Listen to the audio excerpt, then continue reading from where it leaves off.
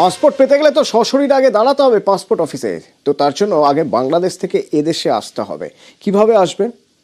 বেআইনিভাবে অনুপ্রবেশ করছে, লাগাতার অনুপ্রবেশ করছে, এবং সেই অনুপ্রবেশের পর তারপর পাসপোর্ট বানানো জাল নথি দিয়ে।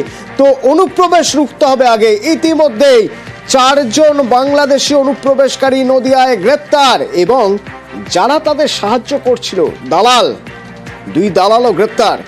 কিভাবে তাদের গ্রেপ্তার করা সম্ভব হলো? আমার সঙ্গে রঞ্জিত রয়েছেন, সরাসরি একবার রঞ্জিতের সঙ্গে কথা বলবো। রঞ্জিত, 4 জন, তাদের মধ্যে 2 জন নাবালক, তাদের কিভাবে গ্রেপ্তার করা সম্ভব হলো? অর্থাৎ পুলিশের কাছে নির্দিষ্ট তথ্য ছিল, কোথা থেকে আসছিল এরা, কিভাবে তাদের গ্রেপ্তার করা সম্ভব হলো, আর কি জানতে পারছি আমরা?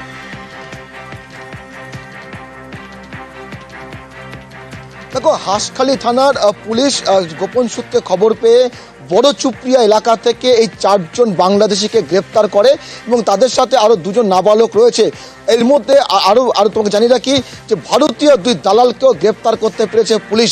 কারণ এর মধ্যে আনোয়ারা বিশ্বাস এবং বলাই রায়, এই 2 জন কিন্তু এই পাচার চক্রের সাথে যুক্ত ছিল বলে পুলিশ জানতে পারে। এবং আনোয়ারা বিশ্বাসের বাড়িতেই কিন্তু এরা আশ্রয় নিয়েছিল।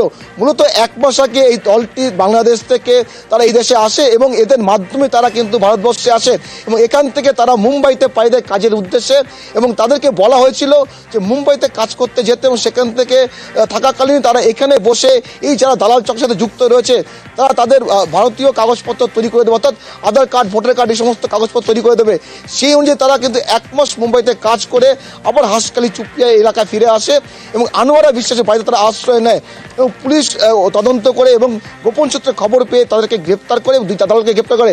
তোমাকে জানি নাকি গত কয়েকদিন ধরে রানাঘাট পুলিশ জেলার পুলিশ তদন্তে নেমে তারা হাঁসখালি, ধানতলা এবং গাংনাপুর থানা এলাকা থেকে 32 জন বাংলাদেশি নাগরিককে গ্রেপ্তার করতে পেরেছে। পাশাপাশি যারা এই অনুপ্রবেশ বা দালাল চক্র যারা রয়েছে মোট 19 জনকে গ্রেপ্তার করেছে, এবং এই 3টে থানা মিলে।